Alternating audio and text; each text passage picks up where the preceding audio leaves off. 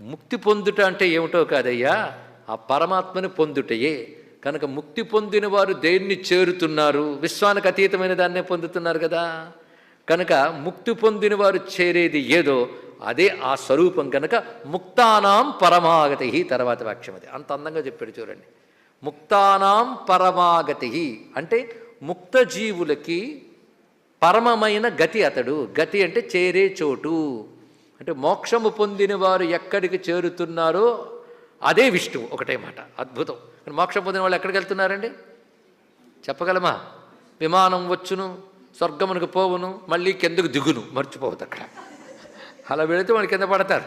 కనుక విమానములు పరలోకములు వెళితే వాడు కింద ఫస్ట్ ఫ్లోర్ వాడు సెకండ్ ఫ్లోర్కి వెళ్ళాడు, ఏం గొప్పండి. కనుక ఈ లోకం నుంచి మరో లోకానికి వెళ్ళాం. కానీ ఇక్కడున్నప్పుడు ఆ లోకం, అక్కడికి చేరాక ఈ లోకమే. ఎక్కడున్నా అదే తెలుసుకోండి ఇక్కడ.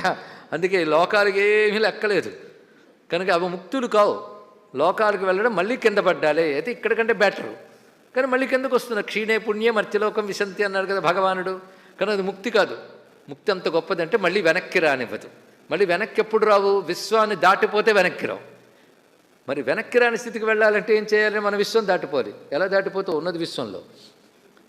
కనుక ఉన్నది విశ్వంలో, కనుక విశ్వమే విష్ణువు అని తెలుసుకుంటూ క్రమంగా విశ్వాన్ని విడిచి విష్ణువులోకి వెళితే మరి వెనక్కి రావు. కనుక పట్టుకోవాల్సింది విష్ణువుని. విశ్వం దానికి ఉపకరించింది. ఇప్పుడు అది తెలుసుకో. ఇక్కడ విశ్వం ఎందుకుందయ్యా అంటే విష్ణువుని గుర్తు చేయడానికి. ఇది గుర్తుపెట్టుకోండి. ఇక్కడ ఇంత ప్రపంచం ఎందుకుంది? పరమాత్మను గుర్తు చేయడానికి. ఆయన ఉన్నాడు ఇందులో అది గుర్తు చేయడానికి ఉన్నది. ఇక్కడ ఉన్నవాడిని పట్టుకో.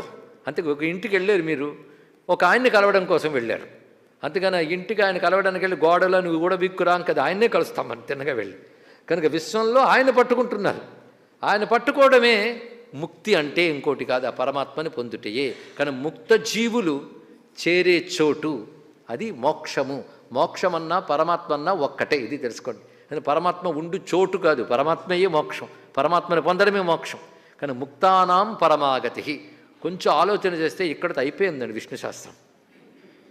మరి ఏం చేస్తామండి మిగిలిన 18 రోజులు? ఇది బాగా పట్టాలి, అది చేయాల్సింది.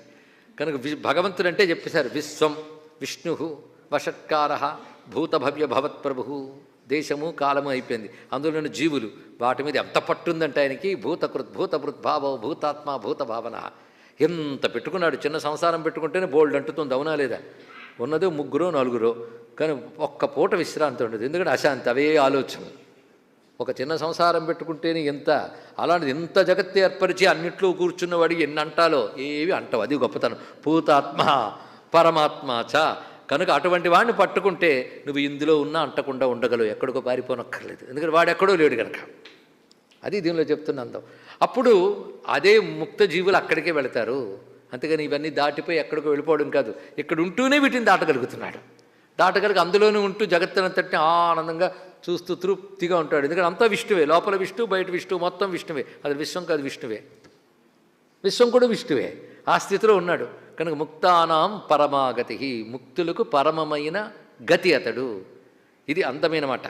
అదే యద్గత్వా ననివర్తంతే తద్ధామ పరమం మమ. ఎక్కడికి చేరితే తిరిగి వెనక్కి వెళ్ళరో అది నా స్వరూపము, అది నా స్థానము అన్నాడు కదా. అదే ముక్తానాం పరమాగతి అంటే అర్థం.